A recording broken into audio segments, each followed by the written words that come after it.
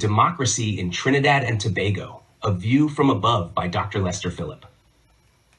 I was going to write about the budget read on Monday, October 13th, and the response scheduled for Friday, October 17th. But then it hit me. I've seen this movie too many times. The actors may change, the roles may differ, but the plot? The plot never does. Maybe this time, with new faces, it'll be more entertaining, wittier pecangs, fresher punchlines. But let's be honest, don't expect anything truly different or substantive. In Trinidad and Tobago, the ritual is predictable, and predictable for a reason. The ruling party unveils its budget, parading achievements, initiatives, and long-term dreams.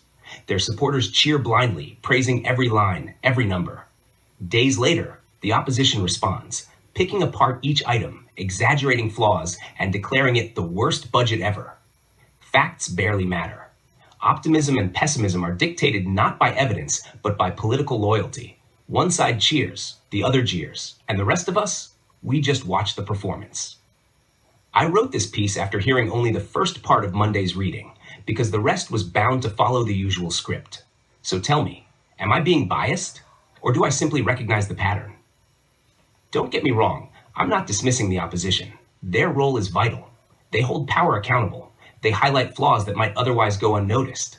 But once I know the budget, I already know the rebuttal. Still, I'll keep an open mind. I'll listen carefully for surprises.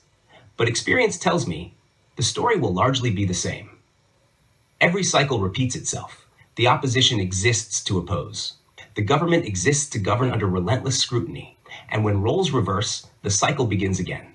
Policies, initiatives, budgets, they all become performances, watched, analyzed, critiqued, along party lines rather than in the national interest. This is democracy at its rawest. Adversarial, polarized, repetitive. It ensures accountability, but it also guarantees conflict. Supporters of the government will always see the positives, no matter how minor. Supporters of the opposition will always see the negatives, no matter how substantial. The loudest voices dominate, and citizens risk being swayed by spectacle rather than substance. Yet, for all its flaws, democracy remains the best system we have.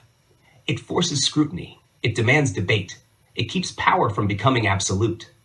The UNC and PNM may never meet in genuine agreement, but the adversarial nature of our two-party system ensures that decisions are tested, questioned, and held accountable.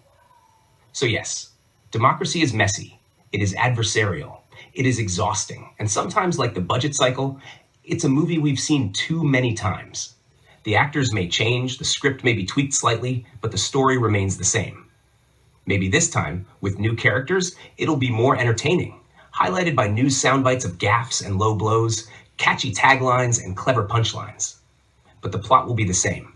The government will boast, the opposition will attack, and citizens must look beyond the performance to see what truly matters. In the end, it's the same old, same old.